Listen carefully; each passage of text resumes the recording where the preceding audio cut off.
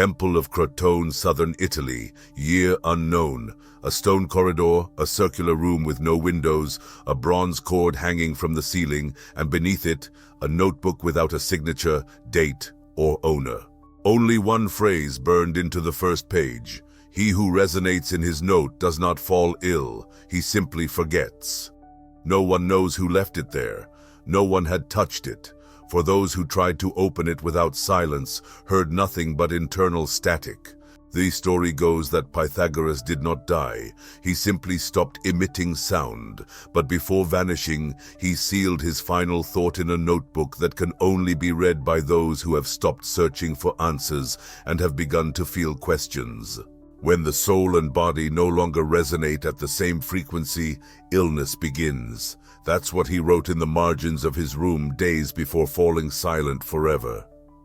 For centuries, some monks, musicians, doctors, and alchemists spoke of this notebook, but never showed it. They said you cannot teach what can only be experienced as vibration. Until now, what you are about to hear is not an audiobook. It is a resonance, an echo that survived time because it was never meant for paper, but for the heart. And if you're here, it's because on some level you are resonating with it. In the next few minutes you will understand why. Pythagoras said that the universe is not made of things but of notes. How a simple string could restore the soul of a sick body. And what it really means to attune oneself before attempting to heal. This message doesn't ask you to believe in it, just to be silent and listen. Chapter 1. Everything that exists vibrates. Nothing is dead. It is just out of tune. I didn't learn this from scrolls, formulas, or marble columns. I understood it the first time I saw a man die while still breathing. His body was warm, his gaze serene, his heart still beating rhythmically, and yet I knew he was already gone. There was something invisible, like a thread that connected his interior with the melody of life, and that thread had broken. Not because he lacked something, but because he no longer vibrated. It was then that I asked a question no one in the temple had ever asked before. What if life is not measured in heartbeats, but in frequency? From that day on, I stopped seeing the body as a machine and began to listen to it as an instrument.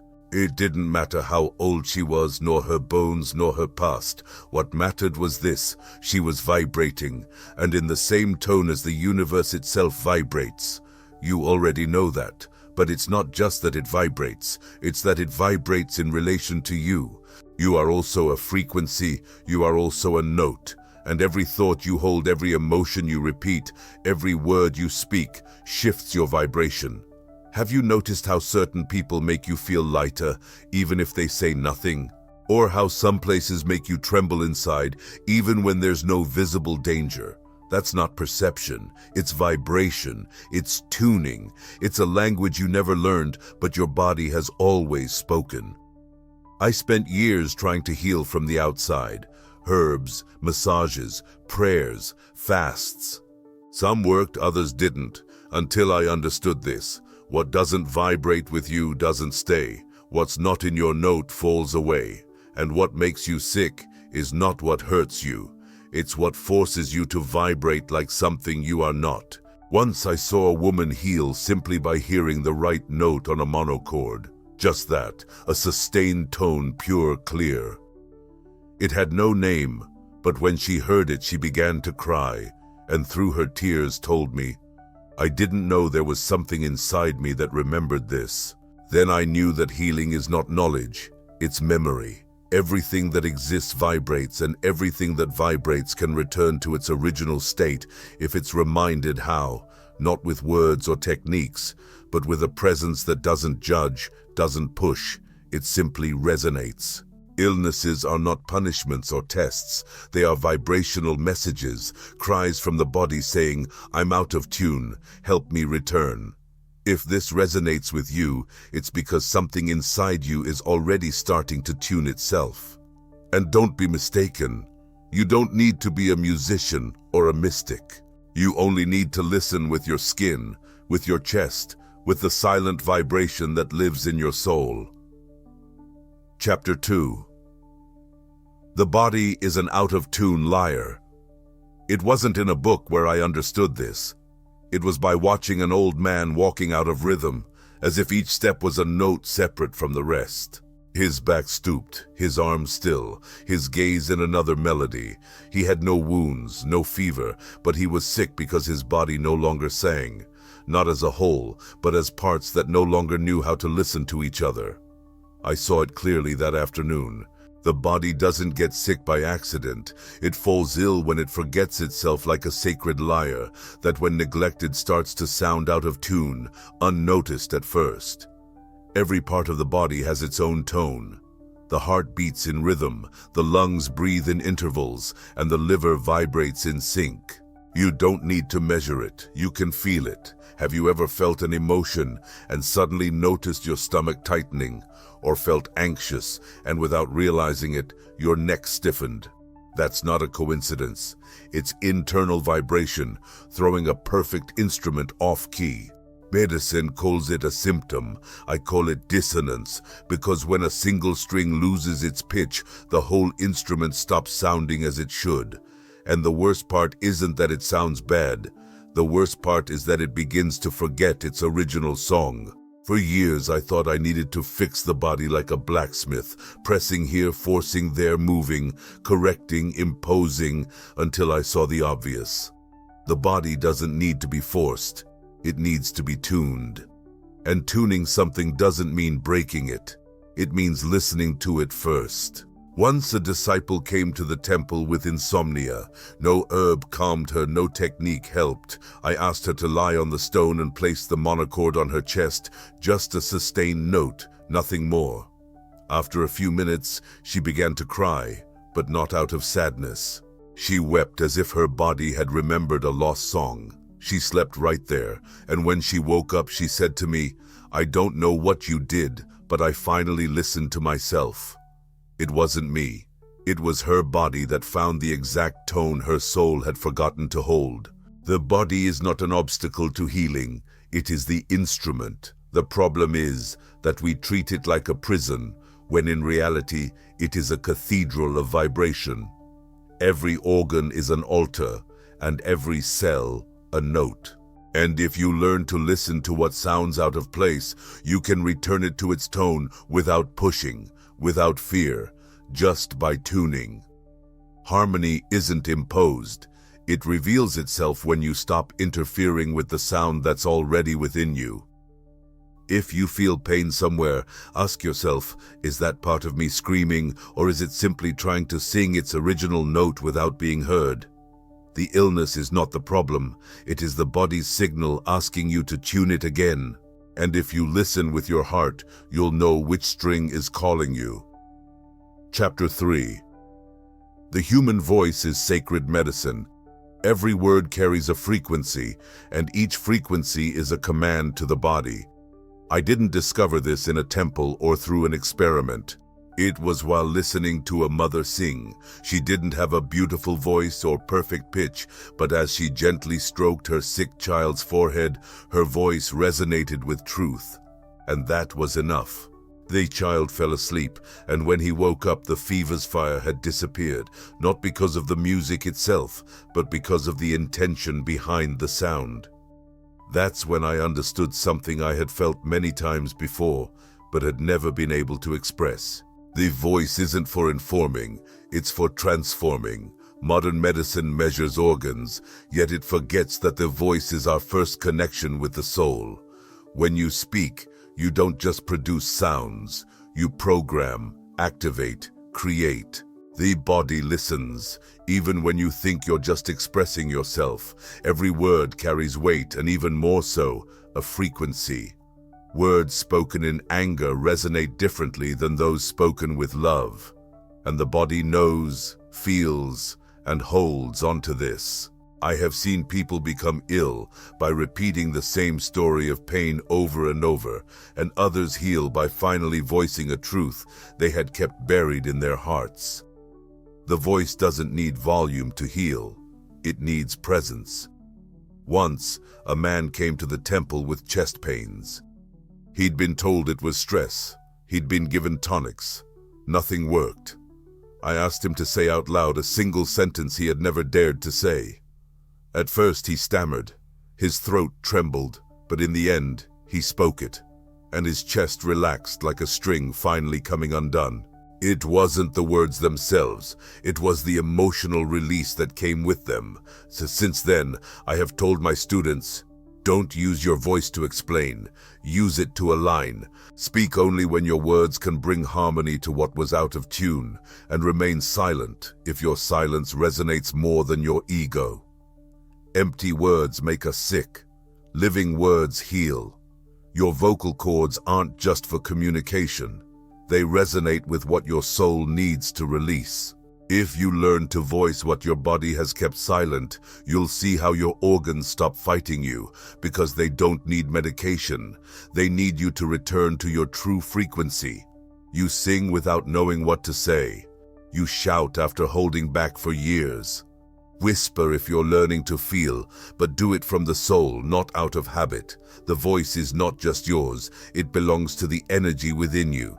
And if you use it with truth, it will be the purest medicine you've ever spoken. Chapter 4. There is no healing without silence. Silence is not the absence of sound. It is the frequency of the divine. I have taught many things. I've spoken about notes, tones, and vibrations. But the hardest thing to convey was this: silence is also sound. You just don't hear it with your ears, you recognize it with your soul. I learned this in solitude, not during a class or surrounded by disciples, but in the deepest retreat I ever took in my life. 40 days without uttering a single word. At first, it hurt. Not because of the silence, but because of the internal noise that hadn't yet been cleared. Thoughts, justifications, wounds, speaking without permission. But as the days went by, the noise began to fade, and something different started to emerge. A humming, a subtle vibration, a pulse that didn't come from outside or inside, but from a place in between. I understood. Silence is not emptiness, it is pure presence. It is the original field where everything gets reordered. When a string is out of tune, sometimes the worst thing you can do is keep playing it. The best thing is to let it rest, listen to it in its silence, and allow it to remember. I have seen people heal not by talking, singing, or moving, but by sitting in silence and not fleeing from what they heard there. Silence reveals things that words ruin, and if you learn to hold it without forcing it, without filling it, you will see how your system begins to recalibrate on its own. Once, a disciple told me, "Master, I feel like I'm nothing anymore." And I replied, "Then you can listen to everything, because only when the mind is quiet can the vibration of the soul take its place. And only in that state does healing stop being an effort and become a natural consequence. Nothing vibrates higher than sacred silence. Illness needs noise to sustain itself. Argument, denial, self-deception. But when silence arrives, that noise loses its power, and what was out of balance begins to return to its original note. That's why, before any method, I prescribed silence. Conscious silence, non-judgmental silence, vibrating silence. And if you're here today, looking for a technique, a mantra, a formula, I'll tell you the simplest and most feared thing. Sit in silence and listen to what you haven't wanted to hear. That's where true healing begins. You sing without knowing what to say. You shout, holding back for years. Whisper if you're learning to feel, but do it from the soul, not out of habit. The voice isn't just yours, it belongs to the energy within you. If you use it truthfully, it will be the purest medicine you've ever spoken. Chapter 5. Numbers also heal. Everything that vibrates has proportion. Everything that has proportion can be tuned. I didn't invent mathematics. I first heard it as harmony. One night while tuning the monochord, a single string stretched over an empty box, it produced such a clean, precise tone that I felt time stand still in the room. When I placed my hand in the middle of the string, the tone changed. It became sharper, higher, but just as pure.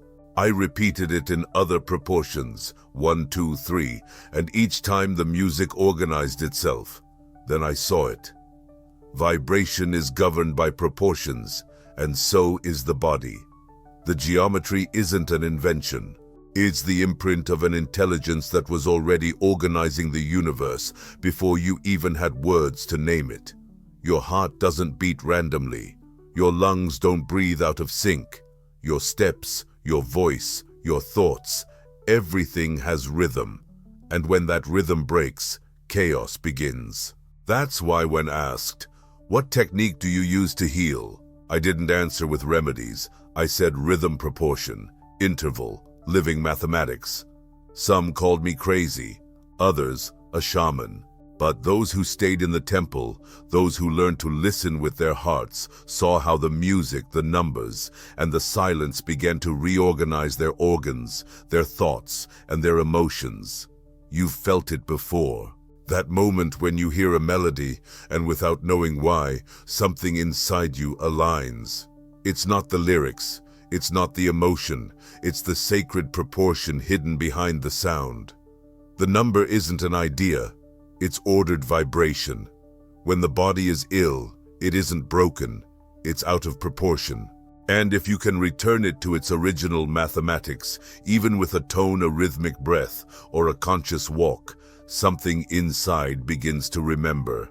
That's healing, not imposing, not fixing, but allowing the rhythm that sustains the universe to support your body as well. Breathe as if your breath has a beat. Walk as if your steps are a rhythmic prayer. Speak as if every word holds a sacred pause, and you'll notice how your life begins to sound like a song that was always yours, but never properly tuned. The body is a forgotten score, but you can still play it again. Chapter 6. Emotion is a trapped vibration. You're not just feeling sad, you're resonating at a frequency you forgot to change. I've taught that everything vibrates, that the body is like a lyre, and illness is simply dissonance, but there's a more subtle, quieter, and more dangerous vibration. The vibration of unexpressed emotion. I didn't learn this in a classroom, but on a walk. I remember one day at the temple walking at sunset when I saw one of my younger disciples sitting under a tree. His back was tense, his hands clenched, as if holding something invisible. I asked him how he felt, and he didn't answer. He just said, "I'm fine." But his body vibrated differently, unlike himself, more like a string being played by someone else from within. I sat beside him and said nothing more. I just waited until an hour later, he began to cry without explanation, without a story. Just pure emotion releasing itself in silence. At that moment, I understood. Emotions don't leave. They stay anchored, vibrating inside the body until you stop to listen. Medicine ignores them. The mind rationalizes them, but the body records them. I've seen anger lodged in the liver, sadness in the lungs, guilt in the kidneys, shame in the voice, and abandonment in the skin. I've seen how a single unexpressed memory can vibrate for years until it becomes tension, stiffness, disease. And the worst part is many call this normal. This is just who I am. It's my character. I've always been this way. But no, you weren't born vibrating with fear, anxiety, or self-punishment. You adopted that vibration when someone or something pulled you away from your original note. And because you didn't know how to return, you stayed there, living in a foreign frequency, inhabiting a tone that doesn't belong to you. Once, a woman came to the temple with a weight on her chest. She had tried everything, remedies, prayers, medicine. Nothing helped her. I asked her to lie down on the stone, not to heal her, but to listen, and as she breathed, I asked, "What part of you hasn't been heard?" She didn't respond. She just closed her eyes and let her body speak. A slight tremor in her throat, a spasm in her abdomen, a long sigh as if from centuries past. And then I understood. It was an emotion trapped, vibrating for years, holding on as best it could, waiting to be released. It wasn't a technique, it wasn't a method, it was presence, listening, permission. That was what healed. Emotions don't need explanations. They need space to vibrate. Don't block them. Don't judge them. Don't deny them. Just observe them. Breathe them in, and when they're ready, let them go. The soul doesn't get sick from feeling. It gets sick from silencing what it felt. Today, if your body is aching, ask it, what am I holding on to that no longer belongs to me? Is this fear mine? Is this sadness mine? Or is it just an old vibration that I keep repeating out of habit? Sometimes healing is simply speaking aloud what you never allowed yourself to feel in silence. Sing even if you're off key, cry even if you don't understand, shake even if you don't know why. All of that is music. All of that is soul, releasing tone. Because repressed emotion doesn't dissolve, it crystallizes, and only conscious love can make it vibrate again. The body holds everything the soul couldn't sustain, and if you want to heal, don't look for answers outside. Just tune into the emotion, feel, and resonate like you. Chapter 7. The soul gets sick when it forgets its note. Illness isn't always a mistake. Sometimes it's a call to return. I was never the strongest or the wisest. I was just the one who dared to hear what I didn't want to accept. And there was a moment in my life, I won't forget it, when I stopped being me. Not out of cowardice, but out of love, misunderstood, out of fear, out of wanting to fit into a mold that didn't belong to me.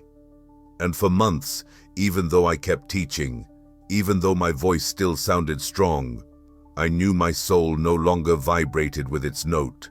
My body ached not from visible illness, but from internal disconnection. It was as if every part of me kept playing the same song, but in a different key, as if I were living outside of my true frequency. And then I saw it. Nothing is more exhausting than pretending a vibration that isn't yours. Nothing makes you sick like forgetting your own note. From that moment on, I began to observe others with new eyes. I saw strong men who never cried, but who had chronic pain in their chests. I saw sweet women who always said yes, but who couldn't sleep without tension in their jaws. I saw young people who adapted to everything, but who walked as if their soul weighed more than their body. I understood that most people don't get sick because of what they lack, but because of what they deny about themselves. The soul has a tone, and when that tone can't be expressed, it turns into pain, into anxiety, into unexplained fatigue. It becomes illness. I've heard many say, I don't know why I feel this way, and my answer is always the same. It's because you haven't vibrated as yourself for a long time. You're using a borrowed note, one you inherited or imposed on yourself to survive. But at what cost? Sometimes, the price of fitting in is losing touch with who you truly are, and when that happens, the soul starts banging against the walls of the body to bring you back. Once an old man came to the temple. His whole life he had been respected, father, chief leader, but he looked me in the eyes and said, "Master, I don't know who I am when I'm not pretending." And that was the most honest thing I heard that year. So I asked him to stop talking, stop acting, stop teaching. For 21 days, I had him walk alone in silence with one question: what part of me has been waiting to vibrate freely without fear? And on the 22nd day, I saw him smile like a child. He said nothing. He just began to hum a nameless melody. His body no longer trembled. His energy was back. Real healing doesn't happen when you find a cure. It happens when you remember who you are. You don't need to change your essence. You need to remove the noise that forced you to disguise it, because only when you vibrate as yourself does the body stop resisting, and everything begins to flow like a note finally played with truth. And if the pain you feel isn't from weakness but from not living in your purest note, don't judge yourself for having forgotten. We all do it. Life takes us far away. But the soul never stops emitting its frequency. It just waits for you to pause and listen to it again. Return to your note. That's where true healing begins. Chapter 8. Listen before acting. Before you lay your hand, lend your ear. Before speaking, lend your soul. Many came to me seeking quick, practical, definitive solutions. Master, how do I heal this part of the body? What herb should I use for this ailment? What note should I play for this sadness? And for a long time I answered, taught, and guided, until one day I realized I was just repeating formulas without truly being present. And I stopped because I understood that before any technique, there is something more sacred, more delicate, more forgotten: listening. I'm not talking about hearing with your ears. I'm referring to that art that isn't taught in any temple or school. Listening with an open soul. Once a young man came in with severe back pain. I prepared a sequence of tones, a combination of sounds I used for similar cases. But before I began, something told me, wait, don't act yet, listen first. So I observed him, his breathing, his posture, his gaze, and I noticed he didn't need sound. He needed silence. So I did nothing. I just sat in front of him and we remained silent for 30 minutes. When he got up, his back no longer hurt. He looked at me, confused, and asked, "What did you do?" I replied, "Nothing, I just listened to you so deeply that you began to listen to yourself. The body starts to heal when finally someone listens to it without trying to fix it. Sometimes the most loving thing you can do for someone is not to touch them, nor advise them, nor guide them. It's to listen to them so deeply that their vibration feels allowed to realign. We've been taught to act in the face of pain, to intervene, to rush. But the frequency is not imposed. It's recognized, and it can only be recognized in the silence that listens. Listen to the other before wanting to heal them. Listen to your body before wanting to fix it. Listen to your emotions before wanting to silence them. I have made mistakes. I have intervened too soon. I have wanted to resolve what only needed presence, and I have learned that not everything needs to be healed. Some things must be accompanied until they rebalance themselves. The most perfect music doesn't come from technique, but from total listening between the one who plays and the one who vibrates. So it is with the body, with the soul, with illness. True listening is an act of love that reorganizes chaos without touching it. So before acting, ask yourself, am I really listening, or am I trying to make something disappear that I haven't even understood? Real medicine doesn't start with action. It begins with presence, with silence, with a frequency of love that doesn't want to fix, only to accompany. Chapter 9.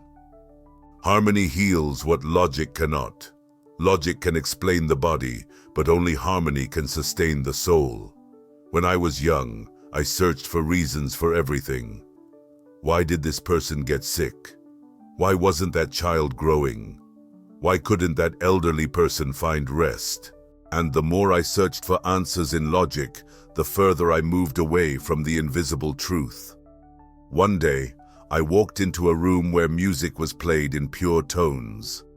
Light gently filtered through a crack, and a group of patients simply rested in silence.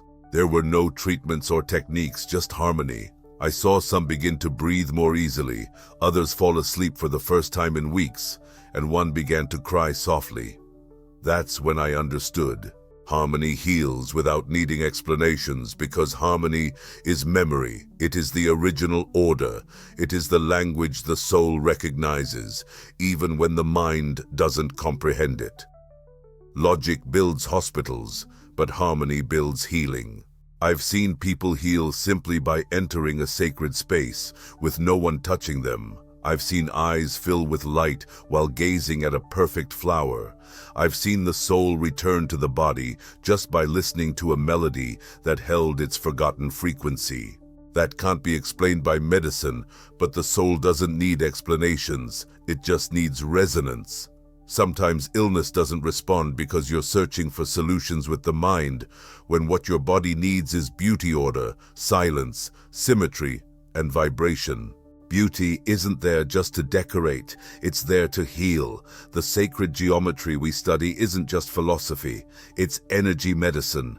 The circle, the spiral, the golden ratio, all of these vibrate, all of these convey coherence. And when your body comes into contact with what's coherent, it reorders itself, it relaxes. Remember, that's harmony. It's not just sound, it's form, it's action, it's intention, it's the deep yes your body longs to feel in a world full of noise. Once a patient who hadn't spoken in weeks simply sat in front of a bowl of water where a drop fell every 10 seconds, rhythmic, serene, hypnotic. After a long silence, he said, "I didn't know how much I needed to hear that." He wasn't talking about the drop. He was referring to the coherence that the drop restored in him, the just frequency his soul recognized as home. Harmony isn't imposed, it's revealed, and when it is, you no longer need to do anything. Just let it flow through you. So if you don't know how to heal, don't try harder. Seek harmony in your surroundings, in your diet, in your rhythm, in your words, in the way you touch and are touched. Because when the vibration aligns with beauty, the body no longer needs to defend itself. And remember, logic can convince, but only harmony can transform. Chapter 10. The frequency of gratitude heals the damage caused by fear. Wherever gratitude resonates, wounds lose their power. Many people ask me, what tone should I use to heal? Which bowl should I play? What note should I sound? Sometimes I answer with a paradox. The highest tone is not always a sound. Sometimes it's a sustained feeling. And that tone, that silent vibration that brings the deepest transformation, is gratitude. I'm not talking about simply saying thank you or forcing yourself to see the positive by writing lists. I'm talking about an inner frequency that activates when the soul stops fighting and starts embracing. I discovered this myself during a time when I had nothing to be thankful for. I had lost a loved one, my body was exhausted and my mind was bare. Yet in that inner silence, I sensed a faint vibration, like a warm pulse in my chest. It wasn't peace, it wasn't love, it was a presence whispering, "You are still here." And that was enough. That was gratitude. Not for anything specific, but simply for being present in this moment. From that day on, I understood something no formula could teach me. Gratitude is not an emotion. It's a frequency that repairs, purifies, and restores the body to its original note. I've seen people resist every treatment when they were sick, until they started to give thanks, not for the illness itself, but for what they were learning through it. And then something shifted. Their cells stopped fighting, their muscles softened, their vibration lifted, fear contracts, gratitude expands. You cannot hold fear and gratitude at the same time. One cancels out the other. When you choose to be thankful even for the smallest ray of light, you reorganize your entire vibrational field. Once, I asked a student not to say thank you with words. Instead, I asked him to express it with his body. What does a grateful body look like? How does it move? How does it breathe? And as he practiced this, something inside him began to heal. The body recognizes gratitude as permission to stop defending itself, to release, to trust, and to regenerate. Don't reserve your thanks only for good times. Give thanks for the lessons, for the mistakes, for the pain that revealed your true worth, and you'll discover that gratitude is not just a result, it's a cause. When you give thanks, your frequency rises, and as it rises, everything that doesn't vibrate with you dissolves. Make gratitude a habit of vibration, an energetic posture, a silent offering to the universe, because where there is gratitude, illness cannot take hold. And if you don't know where to begin today, don't make lists. Just close your eyes, place your hand on your chest and gently say, "I am alive, I am listening," and that alone is medicine. Chapter 11. Healing begins when you stop fighting who you are. You are not broken, You are simply tired of denying yourself. I also wanted to change for years, to be firmer, softer, wiser, less fearful. I saw myself as if I were an imperfect instrument, and every day I tried to fix myself with discipline demands and guilt, until one day I sat in front of a bowl. I gently struck its rim, and it didn't sound right. I tried again and again, hitting harder, changing the angle. Nothing. Then without thinking, I left it in silence. I didn't force it, I didn't correct it, I just waited. I breathed with it, and after a few minutes it produced a clear, round, perfect sound, and I understood. Sometimes an instrument doesn't sound wrong because it's broken, but because you're trying to make it sound like something it's not. This is true for you, for your body, for your story, for your emotions. You fight with what you feel, with what you think, with who you have yet to become. And that internal struggle creates more noise, more tension, more illness than any external vibration. No one heals from rejection. Everything begins with reconciliation. I have seen people constantly struggling with their past, with their bodies, with their sensitivity, and that silent battle ends up exhausting the nervous system, the voice, the back, the dreams. You are not weak for feeling. You are not damaged for not fitting in. You are not lost for needing silence. You are alive, and life is a vibration in motion, not a straight line. Once, a disciple said to me, "Master, I no longer want to be who I am." And I replied, "Then you will never heal, because the body only releases pain when it feels it won't be attacked again." Your healing doesn't depend on becoming someone else. It depends on returning to yourself unconditionally. How do you speak to yourself when you fail?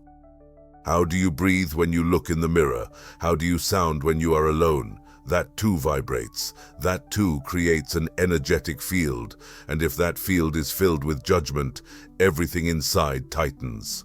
Harmony comes when you stop demanding perfection and start honoring the truth. Real healing begins when you let go of the need to fix yourself and dare to embrace who you are right now, without masks, without effort, without struggle. Not as surrender, but as recognition, because everything you continue to reject within yourself will keep resonating in conflict. If something hurts you today, ask yourself, am I trying to change this part, or am I willing to love it until it aligns on its own? Sometimes the remedy isn't a new treatment. It's a new inner tone, one of tenderness toward yourself. No one heals by fighting, but everyone begins to heal when they allow themselves to be at peace. Chapter 12. You don't heal to go back to who you were before. You heal to become who you've always been. Illness doesn't pull you away from yourself. It points out where you left off. Many come with a request. I want to be who I was before, when I had energy, when there was no pain, when I wasn't afraid. I listen to them with respect and compassion. But deep down, I know that's not what their soul is truly seeking. Because you didn't come to this life to be who you were before. You came to remember the one you forgot, to embody the one you silenced, to free the one you locked away when you stopped vibrating in your truth. Illness isn't a deviation. It's an arrow, a signal, a message. It's not asking you to go back. It's inviting you to reclaim what you abandoned. I too tried to return to my youthful body, to my clear voice, to my certainty. But I realized after many quiet nights that healing isn't about rebuilding. It's about rebirthing without the masks. Once, a wise elder in the temple told me, "Master, I have healed, but I am no longer the same." And I replied, "Then you have truly healed, because who you were was made of defenses. Who you are now vibrates in presence. Real healing doesn't bring you back. It reveals you. Every time the body breaks, it's giving you a choice to keep pretending to be who you think you should be, or finally become who you really are." I've seen people stop showing symptoms but remain unwell because they never let go of their old versions of themselves. And I've seen others heal deeply, even though their bodies still ache because they no longer resisted their transformation. You are not your diagnosis. You are not your story. You are not your broken days. You are the original note beneath it all, waiting to be held without shame. Healing isn't about erasing, it's about integrating, and that integration happens when you stop longing for the past and start honoring what is being born within you now, without comparison, nostalgia, or fear. Who would you be if you let go of your old energies? Who would you be if you stopped being on guard all the time? That is your healing, because the soul doesn't seek to repeat itself. It seeks to reveal, expand, and remember. Today, if something inside you no longer fits, don't push it back in. Let it fall away, and in the space that remains, listen. That's where the true note begins. That's where your music starts, and with it your healing. Don't turn back. Live so deeply that the world has to meet you anew. If you've come this far, it wasn't just out of curiosity or by chance. It was because something inside you was already resonating with this, even before you started listening. This message wasn't written to inform. It was written to activate, to remind, to tune. Many will read these words and feel nothing, but others will hear a note that doesn't come from the book, nor from my voice, nor from the past. They will hear it within themselves and know it has always been there. There's no final technique, no conclusion, because healing doesn't finish, it continues, like a string that keeps vibrating long after you stop touching it. You don't need to repeat anything you've read. You just need to live in the frequency that brings you back to yourself. Embrace the silence, honor your voice, move with rhythm. Breathe as if you're tuning your soul with every inhale. And when you feel pain, don't try to fix it. Listen to it, embrace it, resonate with it, until it tells you what it came to teach you. No illness can survive love when it's vibrating with truth. Thank you for staying. Thank you for feeling. Thank you for remembering. What comes next isn't written here.